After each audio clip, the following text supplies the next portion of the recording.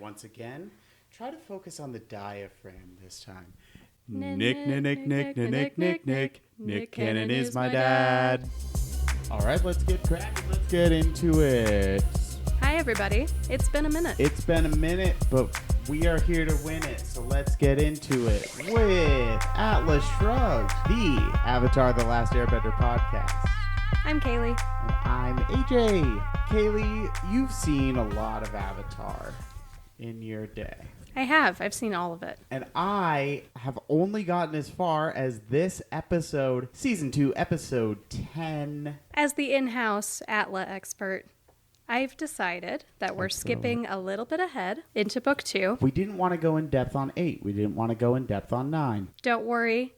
AJ has seen The Chase. And he has seen and experienced bitter work. I have seen number 8. I have seen number 9. So now we are jumping through and returning to our watch-through commentary with The Library.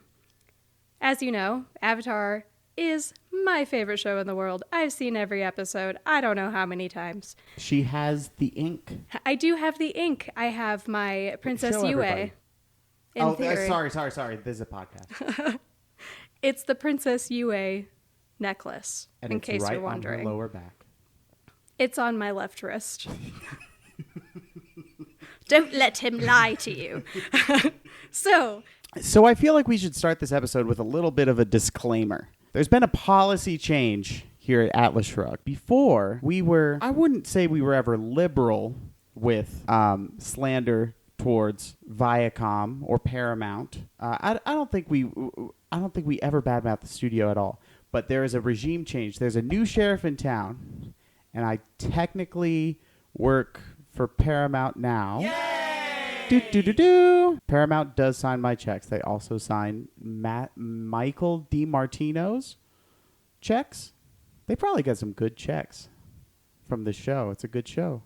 It's still beloved after all these years. We love you, Paramount. We love you, Paramount. And so I just wanted to start with a little disclaimer. We love you, Paramount. And we wrote this song about it. But before we get into that, it's been a minute, guys. What's new, AJ? What's new? It's a new year.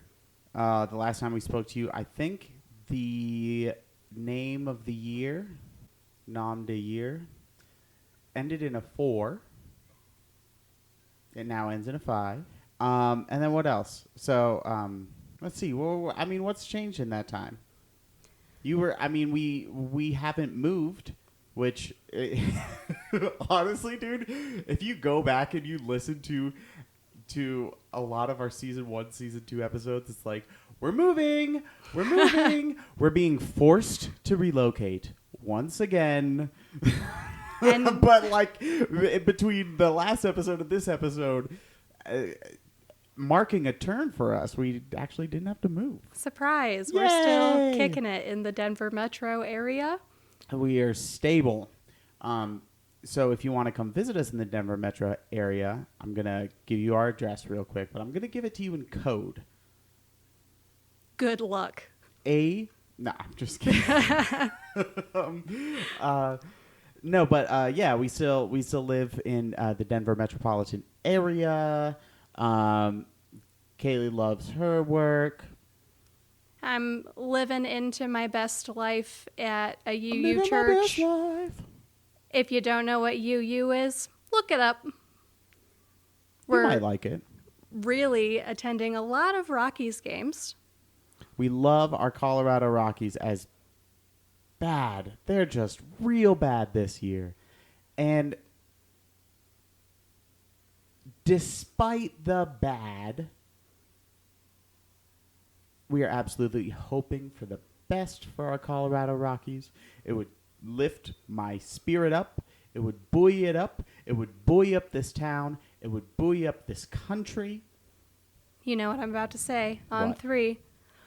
1, 2, 3. Nick Let's go Cannon is Colorado my Rockies dad. baseball team. Let's go Colorado Rockies baseball team. Let's go Colorado Rockies baseball team. That's the chant that we're trying to get that to catch on.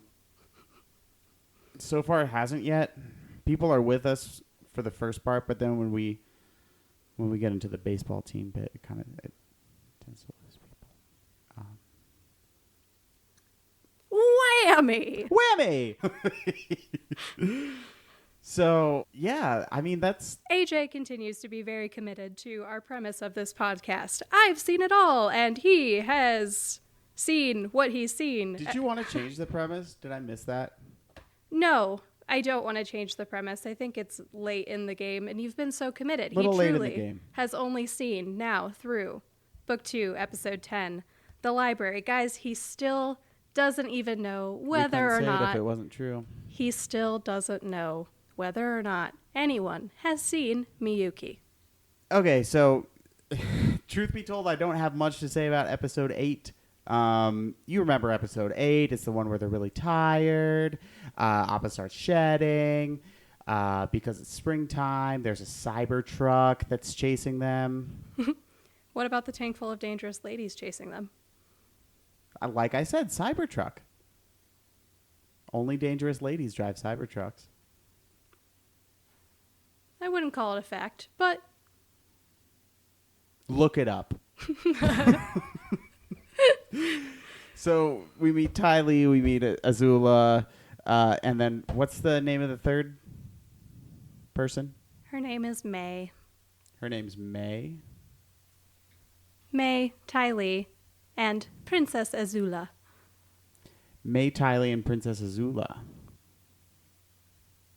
Oh, that's all three. May, Ty Lee, Princess Azula. Okay. But yeah, it was just kind of like a chase episode. Total chase episode. My lingering question at the end of 8, because like we paused the episode at the end of 8, and Kaylee's like, "Do you have any questions?" And I was like, "Yeah, I got a question. Is Iroh dead?" What? He wasn't dead. He's not dead. He's not dead. We find that out in episode 9. I mean, episode 9 was cool too. Yeah, it's been a little while. There's not a lot of plot that happens in these two episodes. So the important things in 8, we covered those. The important things in 9, Zuko is taught to, in theory, redirect lightning by his uncle. And then is like, all right, shoot me with lightning. And Iroh's like, are you crazy? I'm not going to shoot you with lightning. Hopefully you never have to use this. And then Zuko, wails at the skies. Curses! Ever Why present. did the sky make me cry? The Why angst. would the sky do such a thing? The angst. And then the most important thing about episode 9. Let's start with move a rock. Moving a rock. We're pushing boulders. It's a Sisyphusian task. I think the important thing to remember from this episode is Aang really hasn't struggled. He firebent right away, and the conflict he experienced there was accidentally hurting his loved one, Katara. And so he doesn't want to firebend. We haven't seen him firebend since. But he took to waterbending. We saw him, save the Northern Water Tribe. What does Katara have against firebenders? I'm not sure. Wah, wah, wah, wah. Okay, anyway. What does Katara have against firebenders? Why could you, what? Can you think of anything? Okay. Keep going. So the important thing here, he took to waterbending very quickly. Obviously, he's already mastered air. When we meet Aang at the start of this series, we're putting a hard pause on firebending. But man, he's just really struggling to move a rock. And then there's this whole, Disney's Mulan 1996 Be a Man sequence. No Mushu. I do love Toph's unique approach to coaching and teaching. She's calling it unique. She's hard, That's what you call tough love. You ever have a boss like that when you work at Paramount? Oh, no! No, I said I wasn't gonna... We apologize for the brief lapse in policy decisions. Now back to your regularly scheduled programming. Remember, we have only positive things to say. We love Paramount. Paramount. That was like, turn around, bright eyes. Hey, maybe we can get tickets to Kings Island now. Kings Island is a Paramount park. You ever been there, Cincinnati, Ohio? Can't say that I have. They still do. I could be wrong, but they may even still do Slime Time Live there. Somebody in the audience confirm that for us. If you've been to Kings Island lately. Look it up. Call us. So, like we've been doing, we watched episode 9. So, the important thing to know about Aang entering his journey into earthbending is he hasn't really encountered something that was so difficult for him before. All of these elements, as the Avatar, have come pretty naturally to him. It just comes naturally. Moving these rocks seems pretty hard. And as Katara explains, water and fire are natural opposites. Aang's native element is air. Therefore, earth is his natural opposite. And yeah, he is going to have to approach it in a way that doesn't feel natural to him.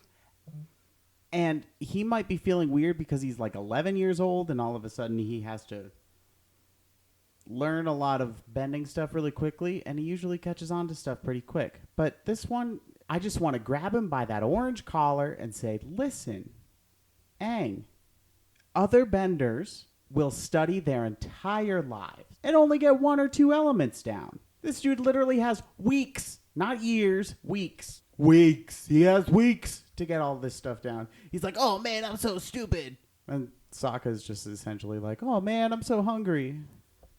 Yeah, I'm sorry to do that thing where I'm like correcting you, but other benders will only ever learn 1 element. Well, no, because you have Iroh and you have Cusco?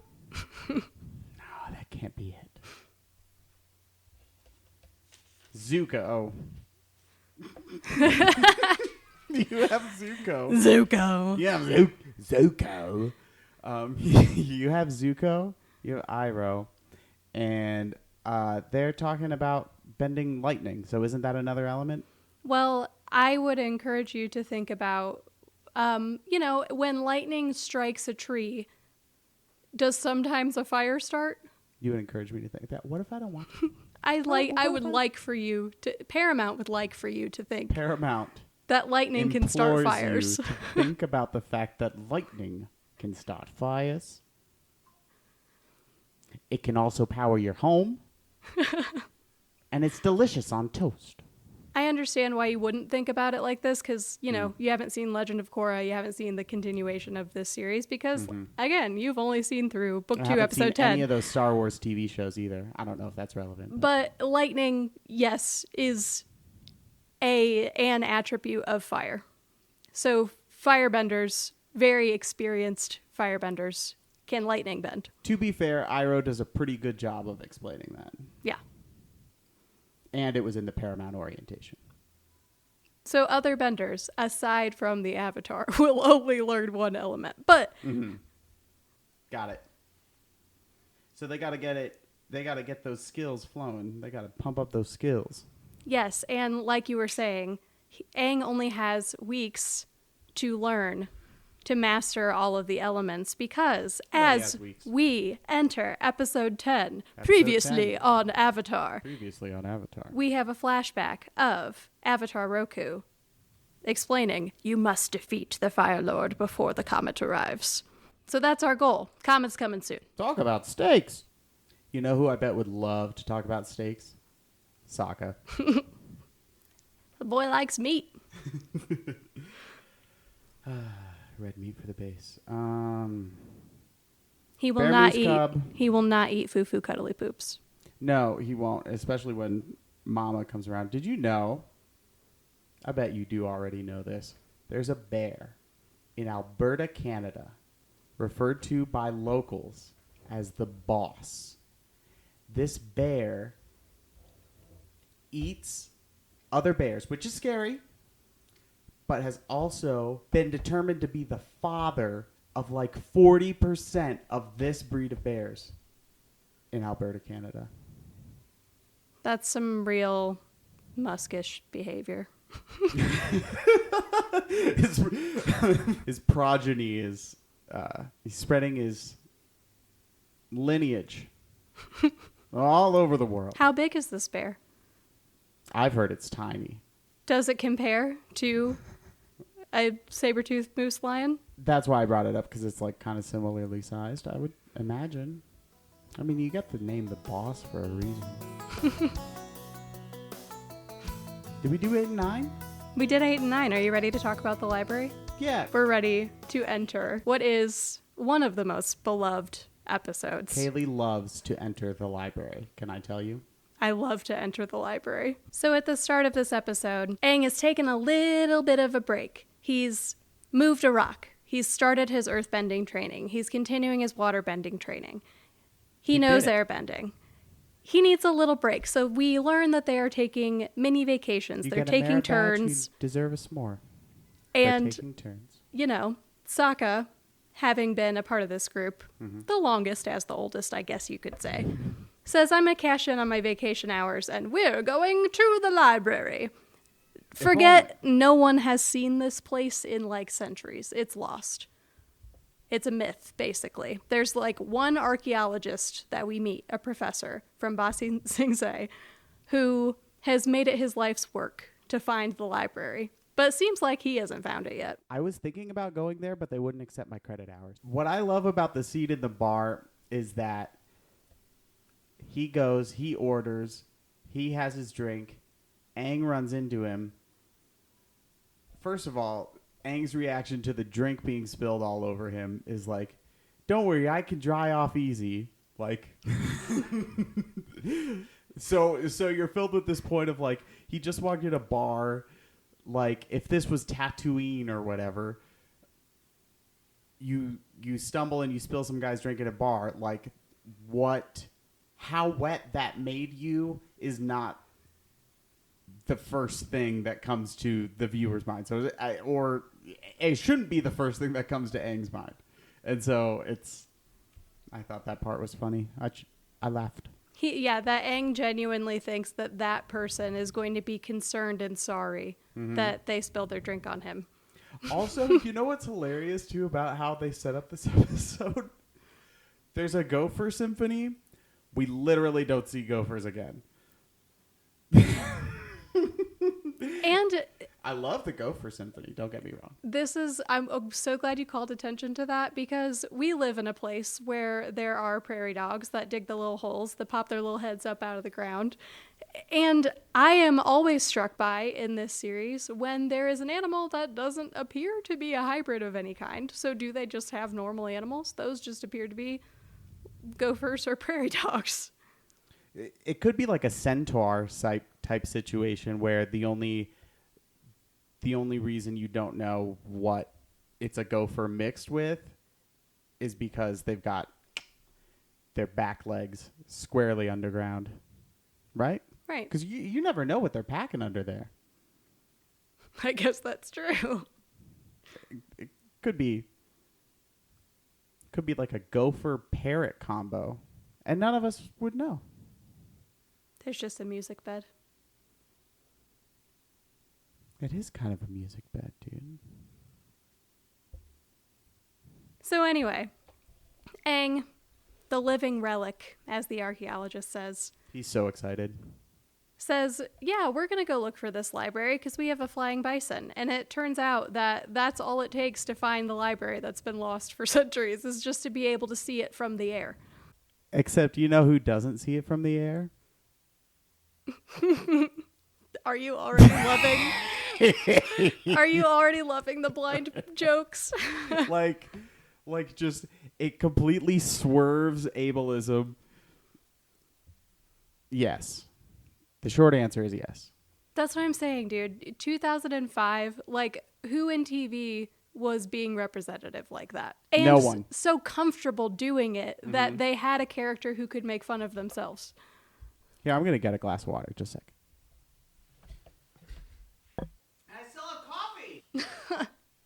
Just watching him drink like 4-hour-old coffee from the counter. It's fine. I had to spit half of it out. I didn't have to spit all of it out. Did it still have some zing? It still had some zing, still had some pep. The sky bison is the only thing that allows them to see the library, the sanctuary. They get so excited, but they don't know how to get in because, once again, it's buried. What kind of archaeologist would look at that and be like, well, I've passed this a million times. This can't be it. No, just some of it is buried. Does it give you some kind of a sense or make you think about archaeology in general? Like, for those who don't know, I'm not because I necessarily believe in the theories, but I love things like Ancient Aliens and Oak Island, the treasure hunt. We might have talked about that in a previous podcast because you do love this. And she has this great shirt now that says ancient astronaut theorists say yes, which is like a catchphrase in that show. Whenever they want to like make a logical point, like a logical jump from one point to another, they're like, and could it be, as ancient astronaut theorists suggest? Ancient astronaut theorists say yes. Well, an ancient astronaut theorist literally looked at this spire in the middle of the desert and was like, okay, we've got a desert that doesn't have a whole lot. It does not have a whole lot. Literally the only thing I ever saw was just this one random spire that looks exactly like the sketches of the library. It looks exactly like the spire that's sticking out of the top of that building, but it can't possibly be that, right? It could be that. Just crazy to imagine that all that sand could have piled up and blown around and buried such a massive structure. We're looking for a whole massive library structure. There's one thing I know about that professor. That bar in like scene 2 of this episode, there's a trivia night at that bar. And that professor is an absolute menace. Oh, Zei slays. Guaranteed. But we find it. What do you know? We match the spire in real life to the spire at the top of the library in the archaeological relic illustration of the library. It's like a fun game of I Spy, except the future of society is at stake. It only included a professor who's worked his whole life to find this place and 4 children, one of whom is blind, to correctly identify the place. We found it. And isn't Toph the first person to notice it? No, not really. They've been flying over the desert for some time, and she sits up straight and says, "There it is!" That's what I'm saying, yeah. In this journey, she's like, there it is. She knows before anyone, doesn't she? I think that was a joke. Oh, you're right. You remember she puts her hand in front of her eyes? Like, that's what it'll sound like when one of you sees it. Sometimes people make jokes when they know something to be true. You know what I'm saying? Well, that's yes. That's kind of what I took from that. I do think that Toph has a good gut sense. And maybe I was reading too much into that. We learn when they land that the sand desert environment is something Toph, who sees through the vibrations felt through her feet, it's really tough. It makes her vision fuzzy, in a sense. There's not a continuity of ground beneath her feet. I'm going to say a phrase that I probably will never have the chance to say again in my entire life. But speaking of Toph's feet... Speaking of Toph's feet, what is that technique that she uses to like braid the sand around her ankles? She does that to anchor herself. And I noticed when the other sand bendies come into the picture too, they can do that too. So that's like a technique that like everybody, it's in the 201 class. So I think the sandbenders are really interesting. You don't hear a lot from them, but you see them do a lot of things. This is where, so lightning is something that firebenders potentially can manipulate. Sand is something, as it's granular, it's earth, it's mineral. But it's still dirt. So a dirt bender can bend it. Earthbenders can manipulate sand also. Toph just hasn't ever been in that environment before, but you see the sandbenders kind of do this cross-elemental thing when they're on their sand gliders, where they spin the sand into a tornado, and the sand in a cyclone creates wind that then moves their sails. Right, because when they're on their little crafts, I was like, These guys are not airbenders. So we make it to the library. We're in. We see the foxy friend. Fox is here. The keepers of the library, the knowledge keepers. They do the dusting, they do the sweeping, they do the check-ins and the checkouts.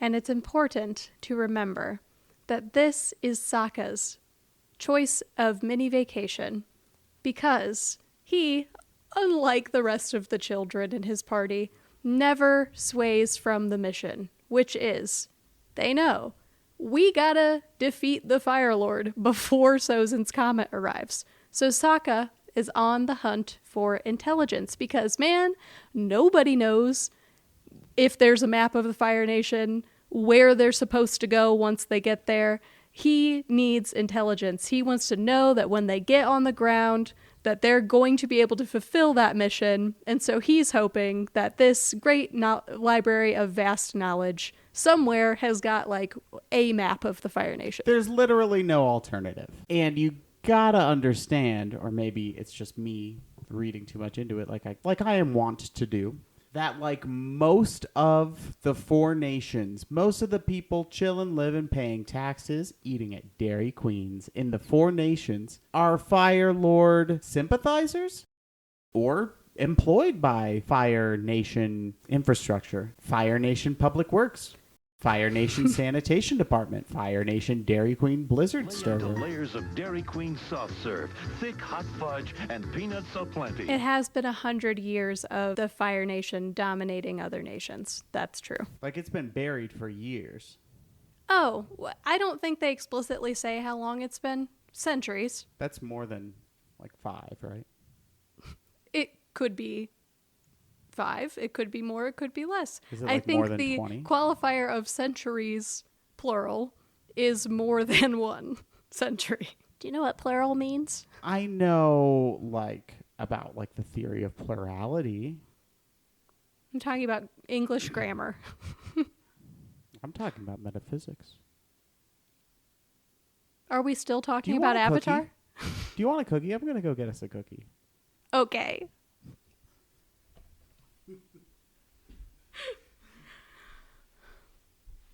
How many you want? For those wondering why we're still on book 2. I'll take like 1. We don't have any. I gotta make cookies. We don't have any. And we could make cookies. We have flour. We have baking soda. We have more baking soda than we know what to do with, but we don't have any baking powder. And you need both.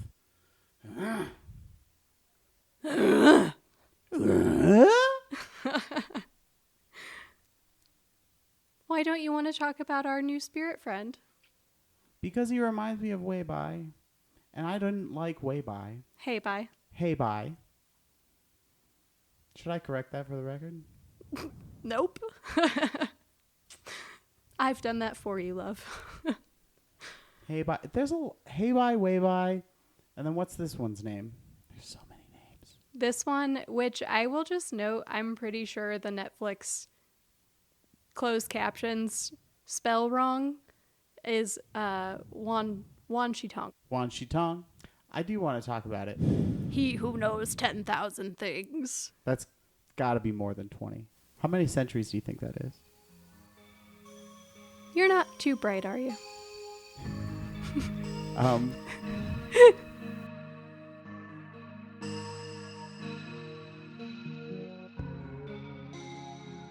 When I was like 19 years old, there was this owl. This was my first apartment away from home. Kaylee knows this story, but you don't. This was my first apartment away from home.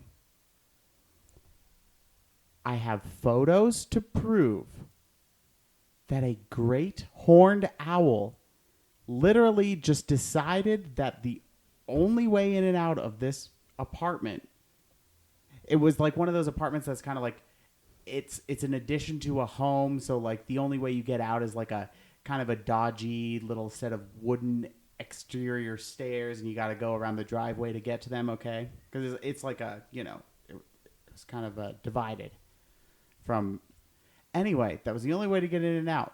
And I'm on this second floor back porch surrounded by trees, going in and out, going about my life until like the 3 weeks that literally a great horned owl decided to land on the handrail of my porch and chill there, unmoving.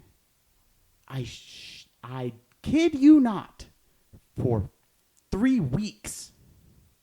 It chilled there. And when it first landed there, and it wasn't scared of us. We were so scared of it when it landed. It was literally there for 3 weeks. Every time you open the door. Every time we opened the door, every time I got home from work, and it would look at you as if it had something to say, but it didn't. It was there for 3 weeks. My friends would come over. I'd be like, dude, you're never going to freaking believe this. And it just chilled there. And it would chill there all day and all night. It never moved. And then one day it just flew away. I want to know how common that is. I don't think it's very common. And that story is the reason I was so excited for you to see this episode. Because he knows 10,000 things.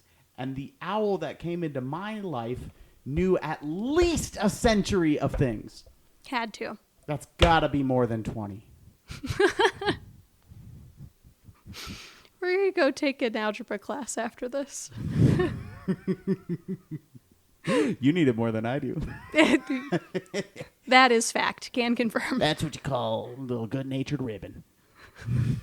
Are you done? Yes, I'm done.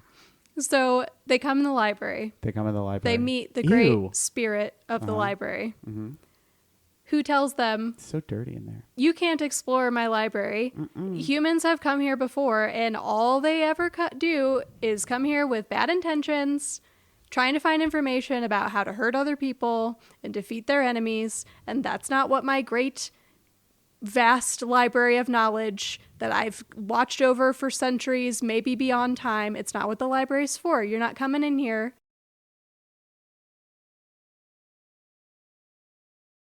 Honestly, folks, humans are nothing but trouble. So what does Sokka do? Well, he's like the only human of the bunch. I mean, he's not even close to the only human of the bunch, but he's the only non-bender of the bunch. But Sokka's mission in his mind is clear. He's here to gather intelligence, and he feels justified because Avatar Roku even said to the current Avatar, you have to defeat the Fire Lord. So Sokka's like, I'm justified, so I'm just gonna lie. Excuse me, Mr. You know 10,000 things. I have a warrant on one of them.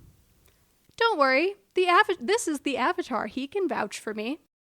And so Aang does. And then they saunter on into the library, just start looking through books, and Sokka is literally taking relics, and peeling up the glass which they are displayed in, and rolling them up and putting them in his bag for a rainy day. He's going to have to pay the price on the cover on a lot of that stuff. He's disrespecting the library. Librarians do not take kindly to you defacing their library materials. Try it and see. Ladies and gentlemen, dear listeners of Atlas Shrugged, the Avatar, the Last Airbender podcast, we have an emergency public service announcement to make. Don't deface the stuff in the library. Don't do it. You're in for a world of hurt.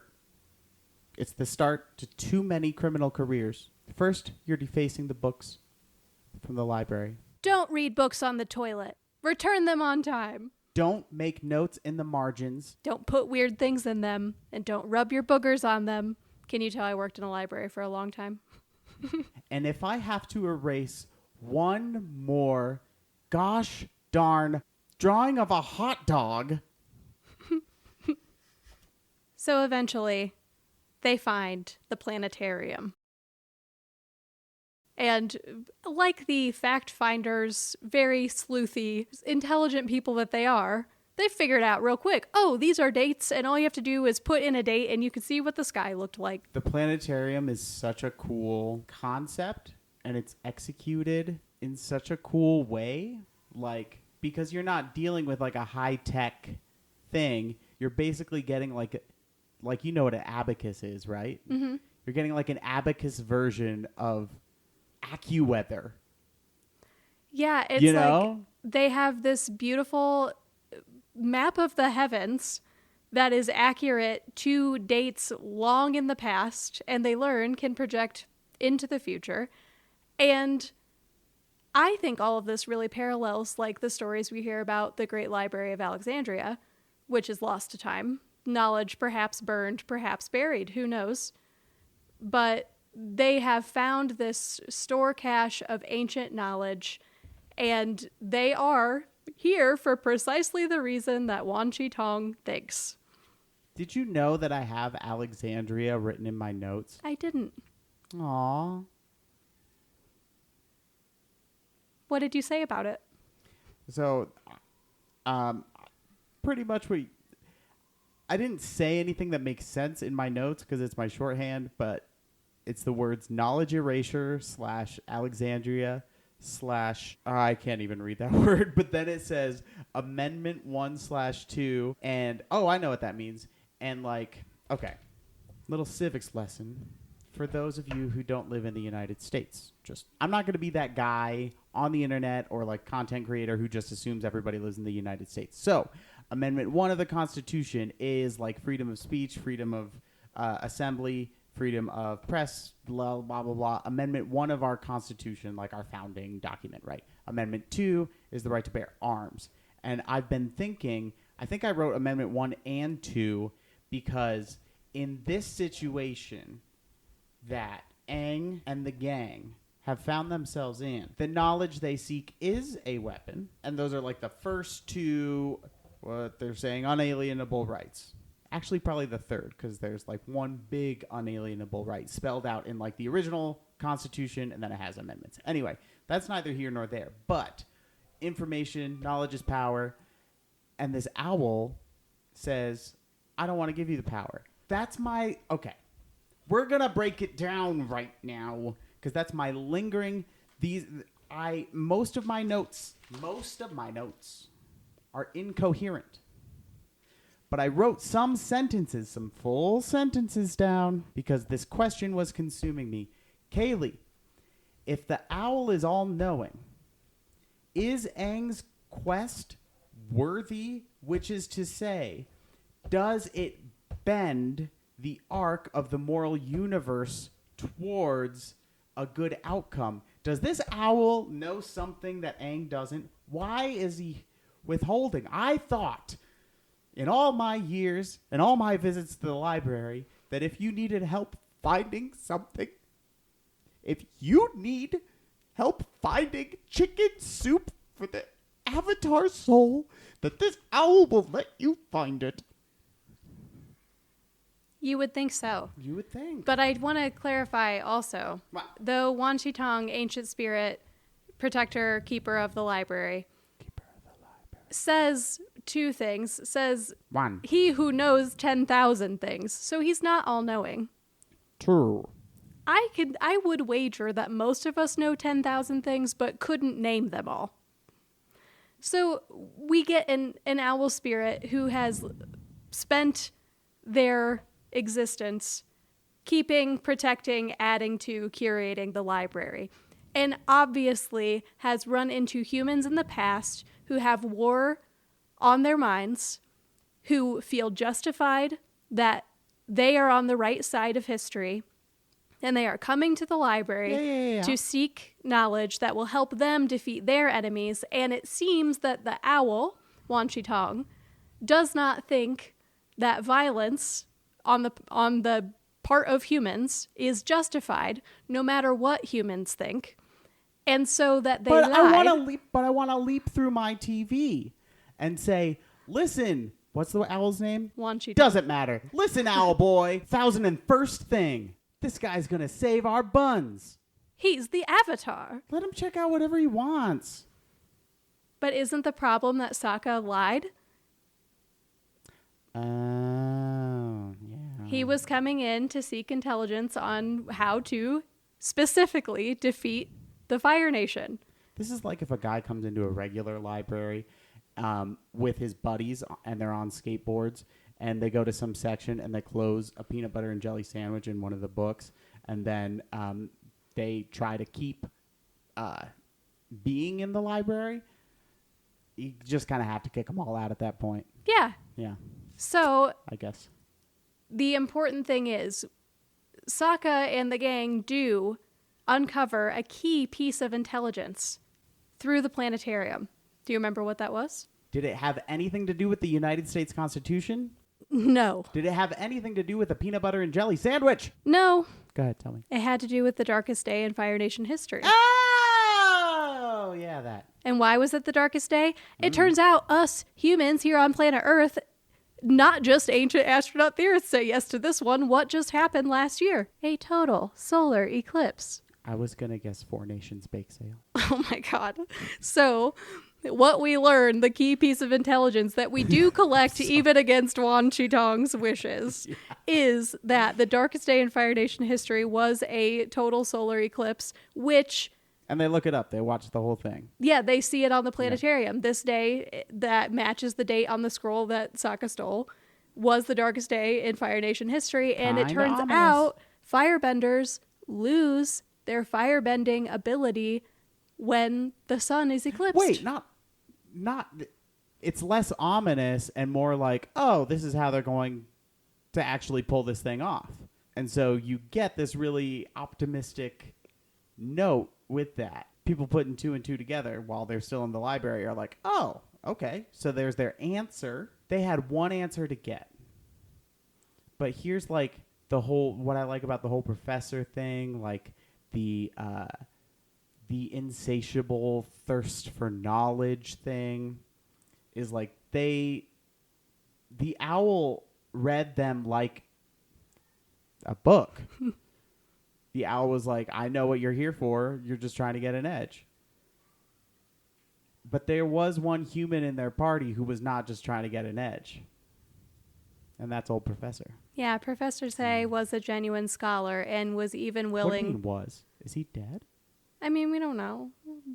But Wan Shi Tong did say that he was going to destroy the library so that humans couldn't do this terrible evil. This guy was like, I love it here. It's worth spending. He said it's worth spending eternity here with these books and scrolls. I was waiting because, like, to the audience at home, that was because there's like a little different tone from a lot of the show. And so that must have been like, whoa, to the audience. Like, it must have like really felt like a development, but I'm in my mid-30s, so nothing really feels like a development. Yeah, we've seen a lot in life. We've seen a lot. Listen. This isn't even the first owl spirit that you've seen. That's his name, right? Weibai? No. Heibai is the panda spirit. Oh, panda. I was talking about your actual owl. About me. In my experience, owls are very, very withholding of key information. Such as, what the heck are you doing on my porch? What the heck are you doing at this library? For 3 weeks he was there. Not this owl, the other owl. You get it. I get it.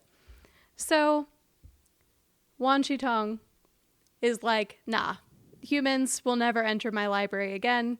I'm going to permanently, I left a tower out, okay? So my little foxy friends could get in and out and continue to bring me books and continue to bring interesting things and pieces of knowledge to add to this great collection. But nah, if that little hole in the spire lets humans in here, then it shall be no more. I'm going to destroy the place. And so now Team Avatar has to get out and they run for it. But Sokka knows that unless they have a way to know if there is a chance that another solar eclipse will happen before Sozin's Comet, when, as we know, Sozin's Comet powers up the firebending ability.